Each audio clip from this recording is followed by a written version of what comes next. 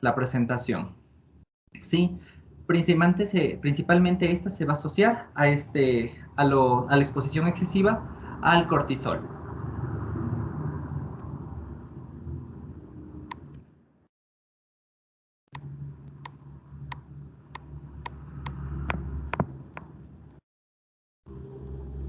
Antes de nosotros entrar a hablar directamente de lo que es el síndrome de Cushing, tenemos que recordar que existen tenemos que recordar primero la fisiología de lo que es este circuito hipotálamo, hipófisis, suprarrenales. Entonces nosotros vamos a tener que básicamente algunas hormonas van a estar dentro de este circuito y van a ser controladas específicamente por una retroalimentación positiva que va a frenar la producción de este tipo de hormonas. Dentro de estas están la CRH, que a su vez va a estimular la producción de ACTH y esta a su vez la producción también ¿cómo se llama?, de cortisol.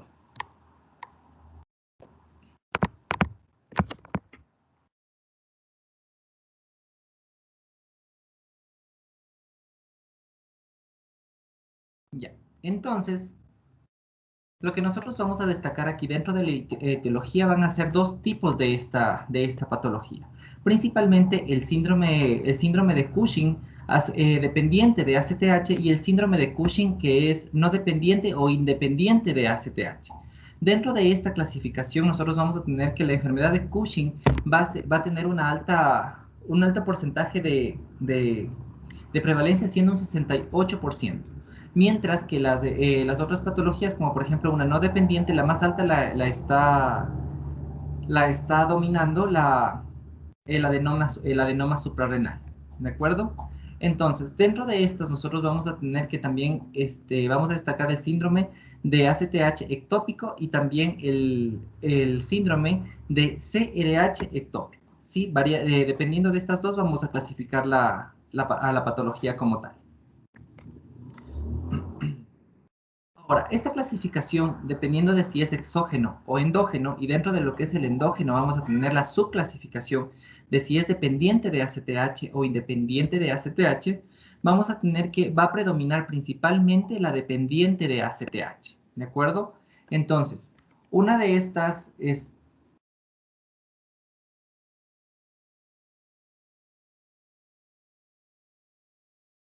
Entonces, dentro de lo que es las clasificaciones de causas exógenas, tenemos que tomar en cuenta que es por lo general por el uso el consumo de esteroides análogos del cortisol, como por ejemplo los esteroides. Existen personas que por lo general ante cualquier tipo de dolor o molestia van a utilizar este tipo de medicamentos y podemos obviamente presentarnos ante este tipo de patología. El Cushing por lo general exógeno tiene la causa más frecuente, como ya les había mencionado, es la administración prolongada de estos glucocorticoides, lo que va a hacer que se desarrolle un síndrome de Cushing y obviamente básicamente la cura o el tratamiento sería la suspensión, pero ya vamos a ver más adelante que esta suspensión no es radical, sino que tiene que ser progresiva. Dentro de la epidemiología específicamente vamos a tener que va a afectar muchísimo más a mujeres que a varones. Y dentro de estas también va a haber cierto tipo de picos con respecto a la edad en la que estos se van a presentar. Entonces, con respecto a lo que son las pacientes femeninas, vamos a tener que tiene una incidencia mayor. Es de 3 a 8 veces más probabilidades que en hombres, sí desarrollar esta patología. Y también de 4 a 5 veces más probabilidades de tener un síndrome de Cushing asociado a un tumor suprarrenal. Y dentro de esta clasificación vamos a tener que va a tener un riesgo de 3 veces más de probabilidades de presentarse un síndrome de Cushing asociado a la hormona ACTH ectópica. Ahora, con respecto también a la incidencia según la edad de los pacientes, vamos a tener que, por lo general, un síndrome de Cushing por tumores hipofisiarios se van a presentar entre los 25 y 50 años de edad. Y también, por otra parte, en cambio, los tumores que son específicamente suprarrenales van a estar oscilando entre los 10 años a los 40 años. y un Cushing ectópico asociado a ACTH, vamos a tener también una relación entre los 25 y 50 años. Entonces, varios de estos puntos que nosotros vamos viendo van a servirnos a nosotros para darnos una, ¿cómo se llama? Una orientación diagnóstica y una sospecha, sea esta alta o baja, para nosotros poder orientarnos a un síndrome de Cushing, ya que por lo general el diagnóstico no es absoluto. Ahora, dentro de la clínica nosotros vamos a tener que específicamente nos menciona una triada que podemos ver en este paciente. Una y la más típica es la fascia en forma de luna, fascia de luna llena, jiba de búfalo y circunferencia abdominal, o también la obesidad abdominal. Ya vamos a ver por qué se produce esto. Entonces, es un fenotipo bastante característico, ya que se asocia también a un aumento de peso, a una fatiga y debilidad. También la cara de luna llena que ya les había mencionado, y también se asocia a alteraciones como la hipertensión arterial, el hirsutismo, la tolerancia normal a la glucosa que va a desarrollar en este paciente una, una hiperpigmentación, ¿sí? En ciertas zonas de la piel. Con respecto también al abdomen, vamos a ver que va a desarrollar, como podemos ver en la imagen, va a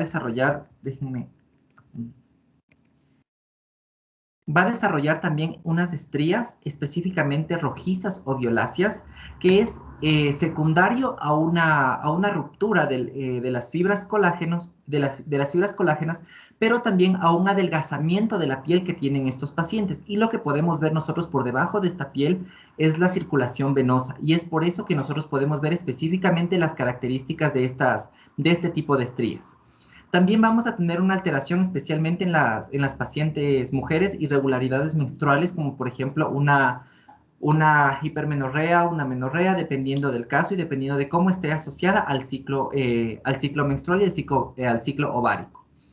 Los cambios también en la personalidad, ya vamos a ver que también tiene una alta influencia de estos pacientes, y por el mismo hecho de tener una piel tan delgada, sí, porque va a haber un adelgazamiento de lo que es del tegumento, van a presentarse muchas equimosis y también edemas. Sí, el paciente es muy proclive a hacer estos hematomas ante cualquier proceso traumático. La osteoporosis también es un factor importante, y también la hiperpigmentación que ya les había mencionado. Ahora, nosotros en la gráfica del lado derecho vamos a ver que hay ciertas patologías, ciertas características en el síndrome de Cushing que se van a presentar con mayor frecuencia. Por ejemplo, la fascia de luna llena se presenta en un 90%, los hematomas espontáneos en un 80%, la obesidad central en un 95%. La disfunción gonadal es importante también porque, como les había mencionado, en pacientes mujeres tenemos las irregularidades menstruales, pero en pacientes varones nos vamos a enfrentar, en cambio, a una disminución de la libido sexual, y también a una pérdida ¿cómo se le llama esto? A una impotencia, ¿sí? Y también la piel delgada en un 80%.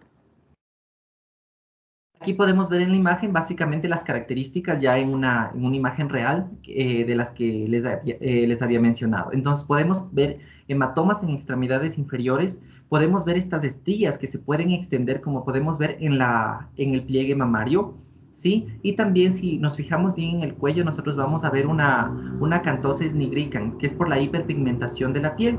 ¿Por qué se produce esta cantosis? Es básicamente porque este exceso de cortisol tiene receptores a nivel de lo que es los,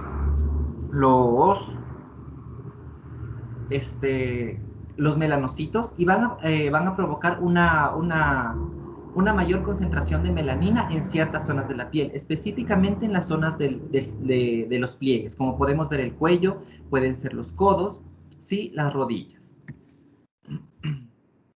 Ahora, hablando de piel y anexos específicamente, esta va a ser delgada, como ya les había mencionado, la hiperpigmentación que vamos a ver, van a presentarse una piel más grasa, puede haber la presencia también de acné, las equimosis que ya mencionamos, ¿sí? Las estrías percutáneas, el hirsutismo, que básicamente es la aparición de vello corporal, especialmente en las pacientes femeninas, ¿sí? Puede haber también cataratas, o también, conocido también como el Pterigio, el pterigio, ¿sí? Corioretinopatía es muy importante y también la hipertensión intraocular. La característica que nosotros volvemos a recalcar aquí es las fascias de luna llena. Como podemos ver, es una fascia redondeada, ¿sí? Asumiríamos que nosotros podríamos compararlo con un edema facial, ¿sí? Pero este tiene una larga data en el caso de los pacientes, ¿no? Ahora, en todos los cambios que nosotros vamos a ver, existen algunos que nosotros vamos a relacionarlos directamente con complicaciones que pueden tener un desenlace fatal para el paciente. Dentro de este es el cambio metabólico, uno de ellos es la obesidad y todo lo que obviamente conlleva bueno, no patología, sino una característica de este tipo en el paciente. Una tolerancia a la glucosa que obviamente va a evolucionar en una diabetes, una dislipidemia, alcalosis hipopotasémica. Dentro de los cambios inmunológicos vamos a tener que por lo general estos pacientes van a presentar infecciones asintomáticas. ¿Por qué? Porque hay una disminución de las citocinas y también va a haber una disminución de los linfocitos TCD4 que van a impedir una respuesta adecuada ante procesos inflamatorios o infecciosos. Entonces, dentro del campo ginecológico vamos a tener que puede producirse una anovulación y es más por este tipo de alteración que van a consultar las pacientes femeninas, porque hay un periodo de infertilidad y eso es lo que les preocupa. Dentro de lo que son los procesos cardiovasculares, tenemos que tener en cuenta la hipertensión arterial, muy importante, que puede tener, como les había mencionado, un desenlace bastante trágico, podríamos decirlo así. Una dislipidemia, conllevar un infarto agudo de miocardio o un accidente cerebrovascular. Dentro de los cambios a nivel osteomuscular, podemos ver que las pacientes van a desarrollar una osteoporosis, pero ¿por qué desarrollan la osteoporosis?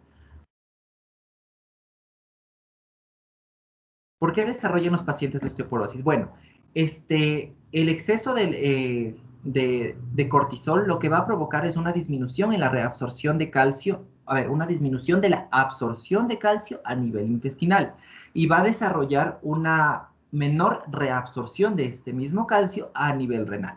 Por lo tanto, el cuerpo va a favorecer una reabsorción de calcio a nivel óseo. Y es por eso que nosotros vamos a ver una osteoporosis. Muy importante también en pacientes jóvenes que presentan alteraciones como por ejemplo dolores lumbares en edades muy jóvenes que nos podrían orientar a un diagnóstico de Cushing y también una miopatía proximal. De hecho, se puede hacer ciertos tipos de pruebas o ejercicios que nos van a ayudar a orientarnos en una alteración muscular. Las alteraciones psiquiátricas también son importantes. Puede ser, ya que el paciente por lo general puede presentar insomnio, irritabilidad, pero esta irritabilidad es secundaria a la falta de sueño, depresión o también ansiedad. ¿De acuerdo? Entonces, como podemos ver, las alteraciones que nosotros vemos en el síndrome de Cushing es básicamente una descoordinación y una pérdida de la homeostasia del paciente por todos los lados. Por eso es tan, bueno, no complicado, pero sí confunde un poco al médico para poder llegar a este diagnóstico. Bien, ahora, dentro de lo que es el diagnóstico, ¿en quiénes nosotros vamos a iniciar el estudio para un diagnóstico de Cushing? Si nosotros nos planteamos la pregunta de en quién podemos iniciar, es básicamente con respecto a los hallazgos que nosotros podamos ver y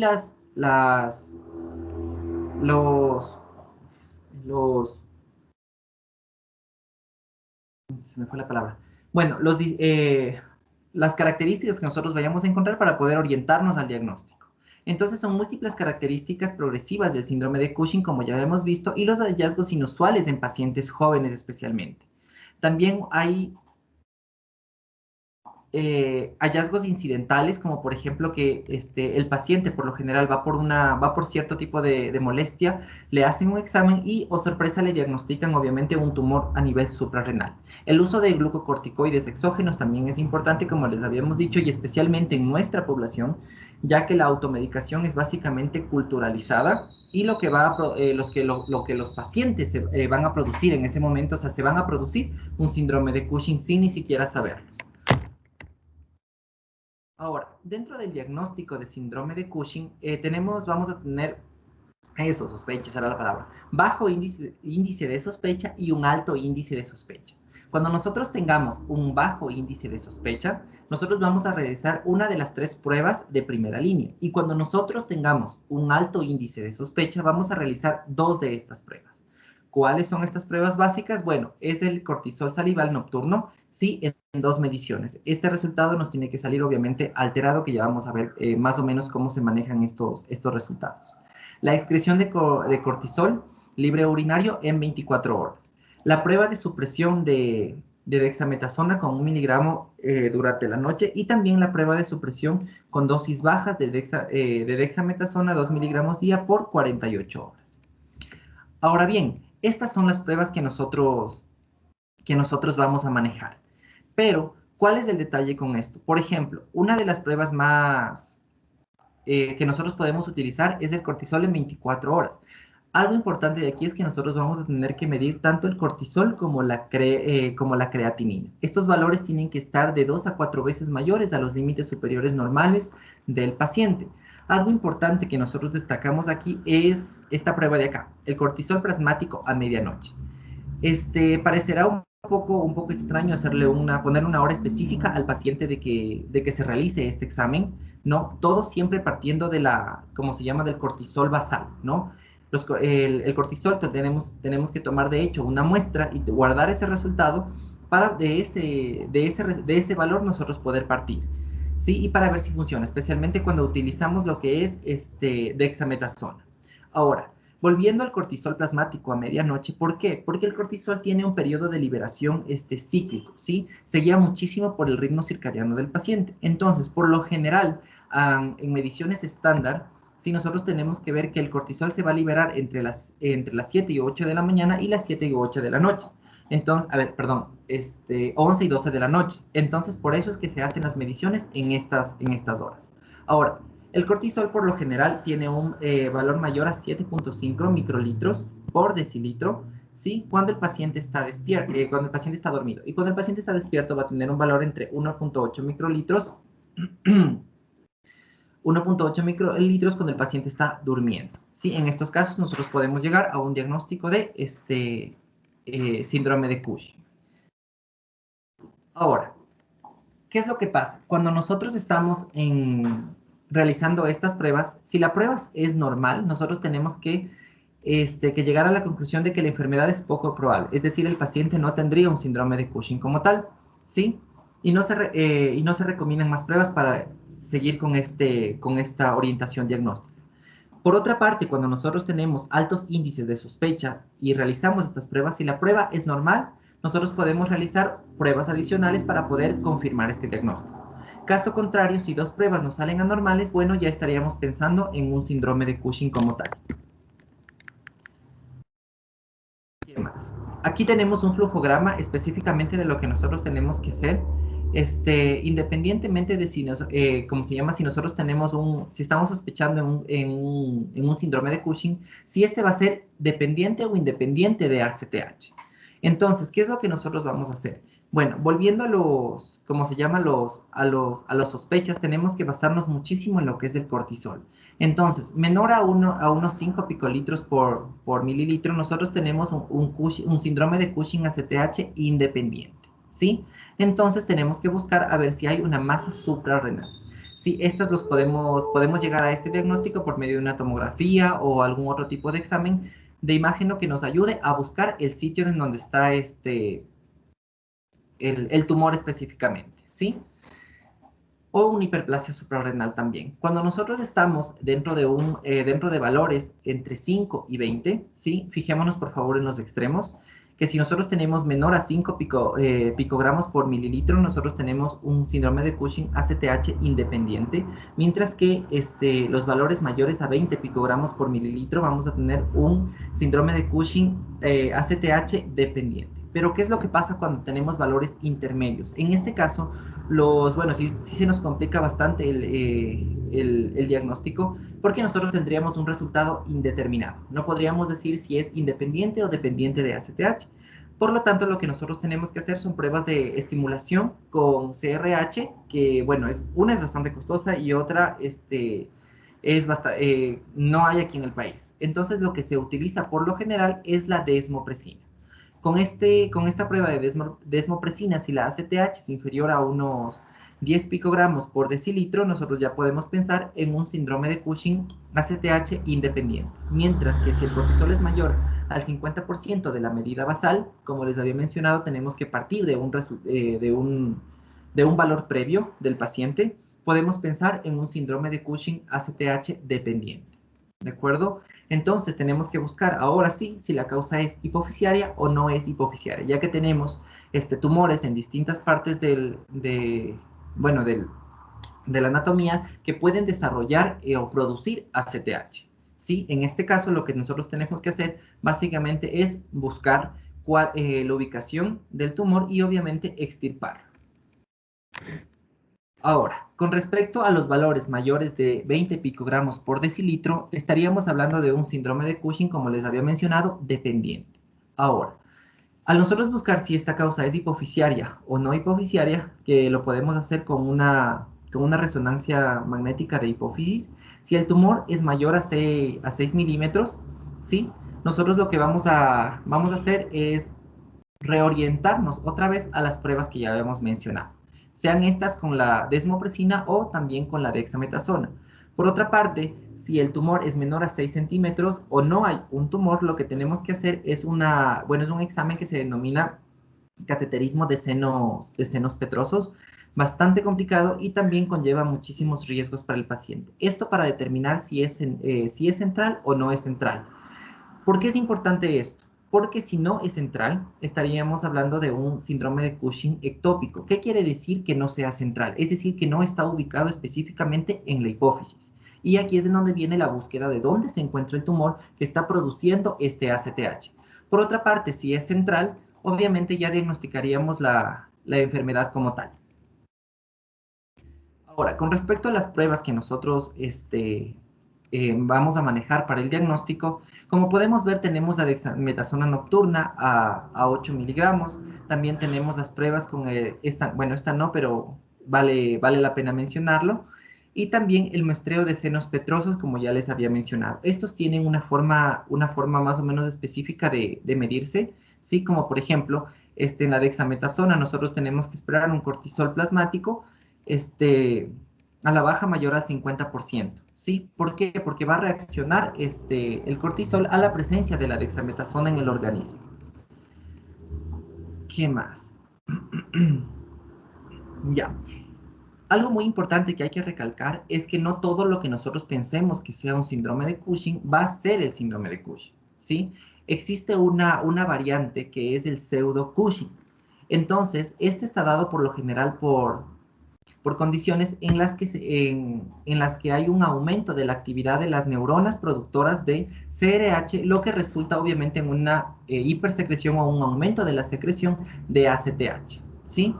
Puede ser por una hiperplasia adrenal o también por un aumento leve del cortisol. Va a generar, como podemos ver, las mismas más o menos características, como podemos ver en la gráfica del lado derecho, específicamente, un Cushing y un pseudo Cushing. Entonces, como podemos ver, la sintomatología que puede presentar, los signos y síntomas que se presentan, de hecho, son parecidos.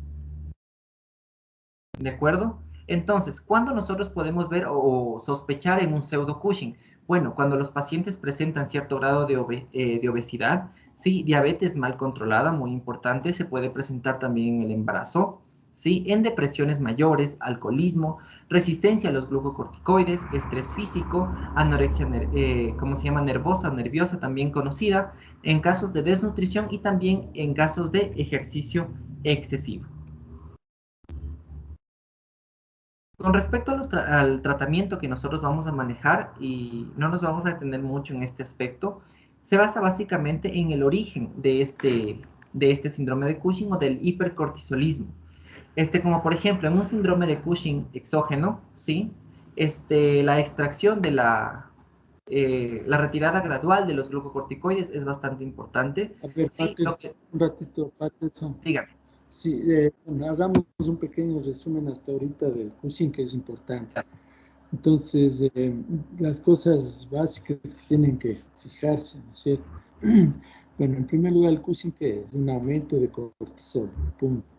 Este aumento de cortisol se lo ha dividido académicamente en dependiente de ACTH o independiente de ACTH. Si es que es dependiente de ACTH, esta ACTH, ¿de dónde puede producirse?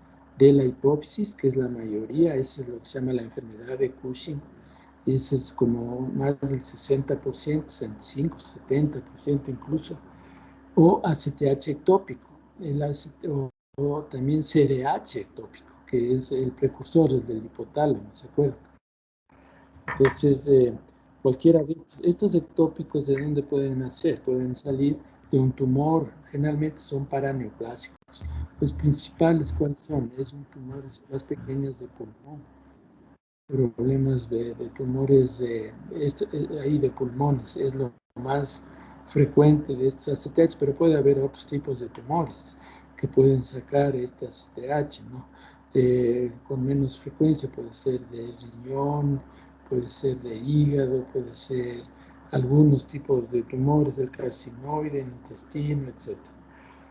Entonces, ese es el dependiente de ACTH. El independiente, el nombre lo indica, no tiene nada que ver con el ACTH, es una producción directa de cortisol.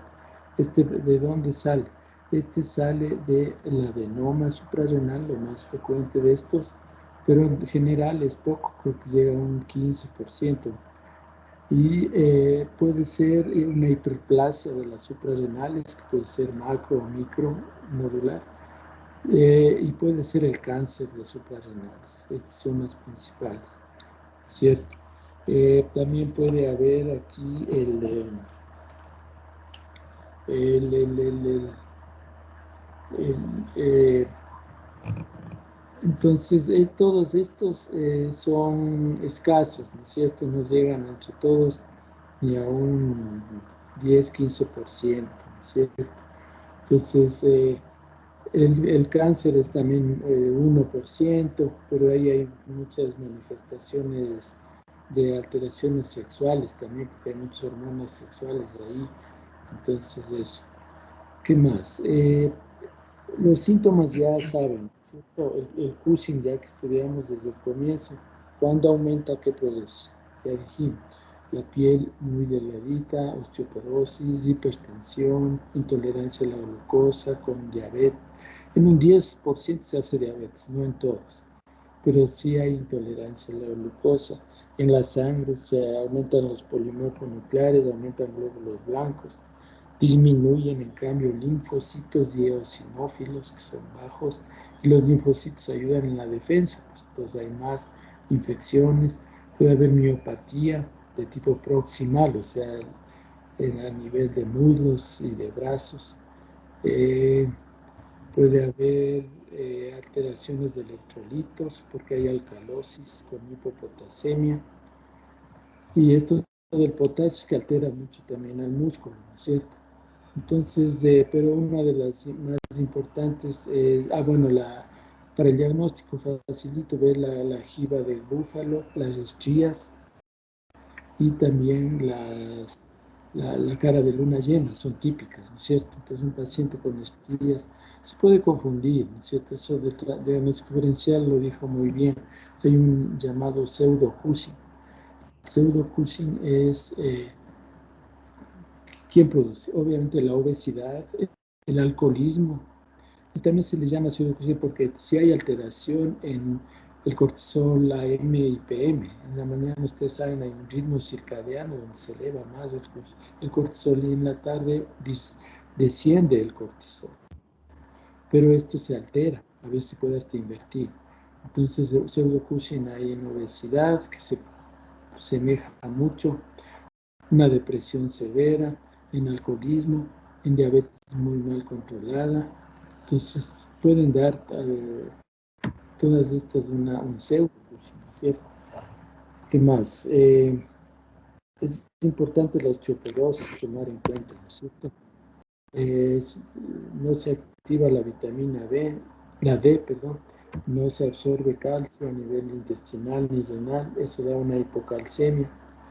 Y como resultado, para compensar, ¿qué pasa? Sale calcio del hueso y se va a compensar a la sangre. Entonces, viene, y se activan también los osteoclastos. Entonces viene la famosa osteoporosis. La piel es muy delgadita, ¿no es cierto? Y hay tendencia a las infecciones, como ya dijimos. A nivel cardiovascular, además de la resistencia a la insulina, hay un hiperinsulinismo también. Puede haber también aumento de la hipertensión, hay aterosclerosis con dislipidemia, puede haber mayor aumento de enfermedades cardiovasculares, infartos. Entonces, como ven, hay montones de cosas en el famoso CUSIN, ¿no es cierto? Es muy deleterio, las pacientes baja la esperanza de vida siquiera 15, 20 años, si es que no se logra corregir a tiempo, ¿no es cierto? Entonces, para el diagnóstico, ¿qué hacen? Cortisol libre urinario, que está desde hace 40 años. Ahora ha salido, este es un poco más nuevo, el cortisol en saliva, que es más fácil, ¿no es cierto? El cortisol basal, AM y PM, para ver el ritmo circadiano. Y cuando hay duda, ¿qué hay que hacer? Entonces el cortisol está alto, ¿cierto? Obviamente. Cuando hay duda, ¿qué hay que hacer? Hay que hacer pruebas, en cambio, aquí de supresión. ¿Se acuerdan? En el Addison eran pruebas de excitación, ¿no es cierto? De estimulación, ¿no es cierto? Aquí con ACTH se le estimulaba, con CRH. Aquí hay pruebas de supresión, entonces se le da corticoide, se le da dexametasona, que aumenta en la sangre y obviamente por el ritmo circadiano debería bajar el ACTH. Cuando hay una producción muy aumentada de ACTH ectópica o hipoxiaria, ¿qué pasa? No baja el ACTH y no baja el cortisol. Entonces es la manera de ver el diagnóstico. Hay varias pruebas de dexametasona. El test de test corto, hay test largo, hay test de dosis bajas, de dosis altas. Entonces hay varios tests, ¿no es cierto? De acuerdo a la dificultad diagnóstica, ¿no es cierto? Muy bien. Otra forma de diagnosticar es midiendo los senos petrosos. Esto obviamente no se hace en cualquier laboratorio, pues tiene que canalizar, hacer una panangiografía para canalizar justo el seno petroso superior y de ahí tomar muestras de sangre. Y sería central y tomar una muestra de sangre normal para el cortisol periférico. Entonces se hace el índice central periférico, tiene que ser más de 2, eso indica que es ACTH dependiente de hipófisis, ¿cierto? Está a nivel central. O con estimulación con CRH se hace el mismo índice central o petroso y periférico y debe estar más de 3. Bueno, son técnicas difíciles que en la práctica no se hacen, aquí peor, solo en centros ya avanzados de investigación y todo eso. Entonces, muy bien, entonces el diagnóstico, las pruebas aquí sería de supresión, es importante que sepa, ver que hay un pseudo Cushing, ¿no es cierto? Y ver la clínica es importante, la clínica ustedes solo viéndole ya dicen, a ver, este es obeso o puede tener un Cushing, ¿no es cierto? Entonces ya van viendo con exámenes, tienen potasio muy bajo, ayuda también eso. Entonces ya pueden ir descifrando, ¿no es cierto? Y la otra es medir también ACTH. El rato que está alto el ACTH, ¿qué pasa? Es más bien hipoxaria, así de fácil, ¿no es cierto? O si está bajo, ¿a dónde nos vamos a estudiarle? A las suprarrenales. Entonces ahí para el diagnóstico pedimos tags, resonancia mejor de suprarrenales, o si está alto, resonancia de hipófisis. Si está intermedio, se hace esas pruebas que mencionamos, ¿no es cierto?, de CRH o de desmopresina para dilucidar. Muy bien, entonces hasta aquí ya hemos llegado al diagnóstico, hemos visto la clínica, ¿no?, la clasificación, entonces vamos con el tratamiento. A ver, siga, Patos, por favor. Ya. Entonces, estaba en el tratamiento, ¿no? Entonces, dependiendo del origen del Cushing o el causante de esta, ya dijimos que íbamos a tratar al paciente. En el caso de lo que es el síndrome de Cushing independiente de lo que es ACTH, una renalectomía, ¿sí? Más una restitución de glucocorticoides, de hecho, le va a ayudar bastante al paciente. En el caso de una enfermedad de Cushing-Franca, una microadenectomía, ¿sí?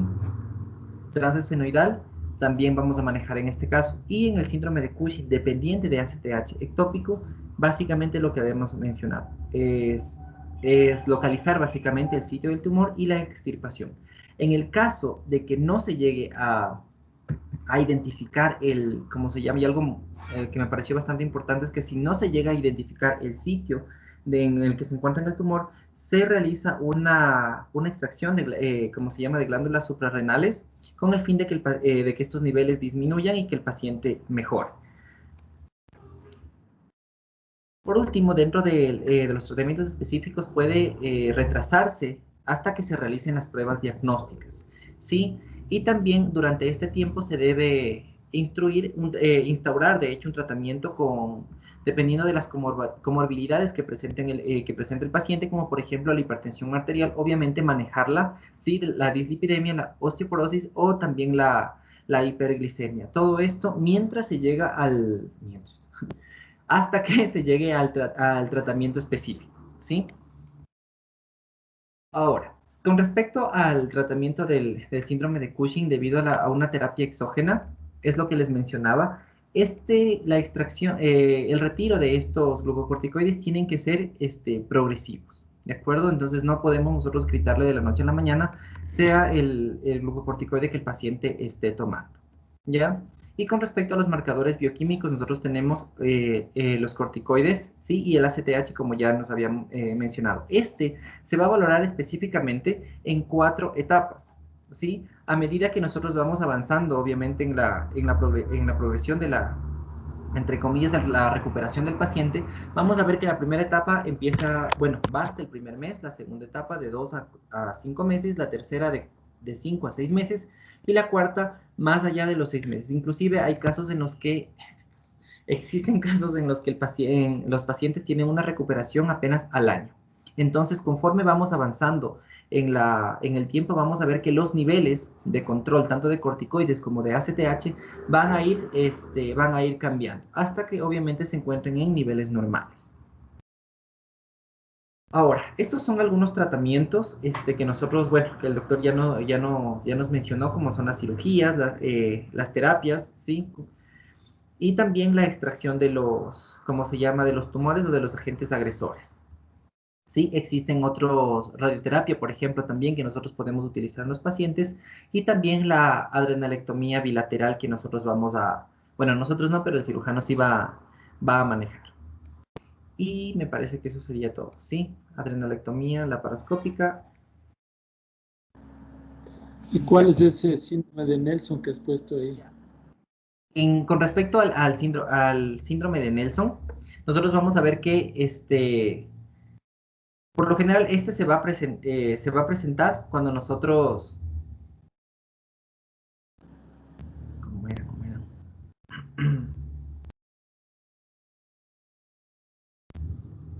Entonces se me fue. A ver.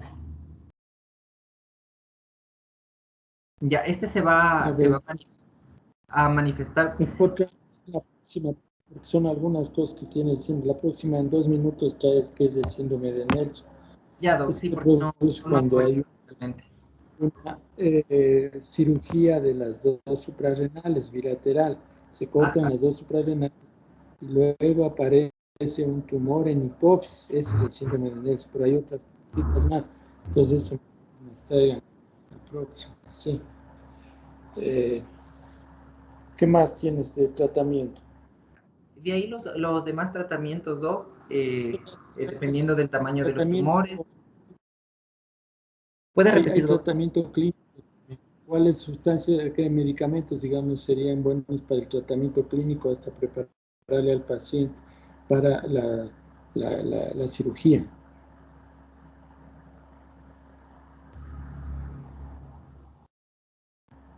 Entonces, Los eso también corticoides.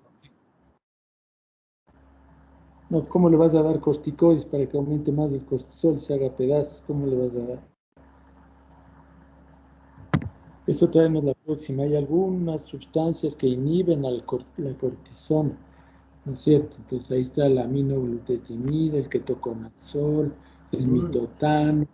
Hay algunas sustancias que están ahí que nos pueden ayudar para el tratamiento eh, clínico antes de poderle operar al paciente. El tratamiento definitivo es la cirugía del tumor, obviamente, ¿no es cierto? Pero hay veces que hay tumores que son difíciles de resecar. Hay que operarle cuando hay un microadenoma. Sí, es preferible en microadenoma porque hay menos recurrencias, menos complicaciones. El microadenoma, ¿cuándo se llama? Cuando es menos de 10 milímetros. Macroadenoma es más de 10 milímetros, son grandes, a veces pueden ser grandotes, que ya invaden la silla turca, invaden el quiasma óptico y dan problemas visuales, ceguera incluso, visión en tubo, todas esas cosas. Entonces son tumores que van creciendo. Entonces, como les digo, hay que hacerle microadenoma, ¿no es cierto? Entonces, hay algunas sustancias. Entonces, para la próxima, Patterson, nos traes en un minuto cada una cuáles son las sustancias para tratamiento clínico médico ¿Ya? y antes de la cirugía. Y la otra es que es el famoso síndrome de Nelson. Ya les expliqué una buena parte de eso, entonces completar. Bueno, luego de operarle, obviamente la persona va a quedar con déficit de cortisol porque se están además suprimidas pues, y si le cortan suprimidas las suprarrenales y si le saca las suprarrenales ya no hay ni suprarrenales, entonces depende si es dependiente o independiente de ACTH. Entonces ya tiene que dar de reemplazo un tratamiento de por vida de prednisona o hidrocortisona. Aquí hay prednisona vía oral, puede darle de por vida, ¿cierto? Entonces, una dosis fisiológica de 5 a 10 máximo, darle largo eso, ¿no es cierto? Una vez que se opera. Entonces va a quedar igual que lo que se acuerdan en el cáncer de tiroides, se le saca la tiroides, hay que dejarle con levotiroxina. Entonces aquí hay que dejar con prednisona en dosis fisiológicas nada más, ¿no es cierto? Ya, y ahora, si es que es un tumor de hipófisis y es grande o ha sido muy grande, hay que estudiar las otras hormonas, ¿cierto? ¿Se acuerdan lo que hablamos en la primera clase, el panhipopituitarismo? Puede hacer un panhipopituitarismo por destrucción prácticamente de toda la glándula por invasión tumoral. Entonces, de pedir TSH, todas las hormonas hipofisarias, ¿no es cierto? LH, FSH, prolactina, HG, hormona del crecimiento, etcétera, ¿no es cierto? Muy bien, bueno, ya vamos avanzando, ¿no es cierto? Bueno, entonces, la próxima, bueno, entonces la próxima algo le faltó a Dayana, creo, Doc, Ortega, no, ella que nos ve no, la... perdón, Doc, no le ha faltado, no le mandó a agregar nada, le dijo que la expo estaba bien y también en el tiempo Todo, también le dijo que estaba todo, bien. todo perfecto. Sí, Me Doc, no le parece mandó a muy agregar bien. nada. Ya. Entonces, comentate que de esas dos cositas pequeñas que faltan. Y la próxima vamos a tener dos charlas ahí, ¿no es cierto? Sí, Que es sí, Doc. obesidad con Richard Obesidad, Kenesaca ajá, y y síndrome síndrome metabólico, metabólico. Ah, Paula Trujillo, sí, Doc, con la justamente. Paula Trujillo. Sí, entonces los dos. Si es Ya, que no avanzamos, es la próxima que es prolactina, ahí que es cortita, ahí le completamos. Entonces nos ya, falta Doc. tres clases nos faltan más ya. Sí, Doc, Entonces ya eso vayan. justamente le quería consultar que como la última persona, o sea, al mitad al inicio del semestre una persona se retiró, Así entonces es, ese tema quedó. sí, esa clase queda eliminada simplemente. No hay como no hay Ah, como ya ver. listo, Doc. Pero la promegalia va relacionada con el tumor de hipófisis, que ahí vamos a ver prolactina, entonces ahí de paso hemos de dar alguna explicación de promegalia, entonces ahí completamos. Bueno, Ya listo, Doc. entonces la próxima Tenesaca y Paula Trujillo con todo lo que es obesidad y síndrome metabólico, que ahora está en plena moda. Entonces nos vemos en 8 a la misma hora en el mismo canal. Bueno, Ya entonces listo, Doc. vayan, Muchas gracias. este segundo de mi semestre es más largo, verán, hay que ir estudiando, por favor. Ya empiecen a estudiar, esto es complejo, hay pruebas de supresión, hay pruebas del petroso, que dice que entonces son cositas más complejas, vamos estudiando con tiempo. Tenemos ya un mes, pero ya se hace corto para el examen, sí, todavía hay un mes, el examen va a ser la semana del 12 al 14 de abril. Bueno, entonces ya nos vemos, cuídense y empiecen ya a estudiar un poquito. Gracias, Doc. Hasta luego, Doc. Ya, Gracias, Doc. ya está. Gracias, Cuídense, Doc. chao, chao.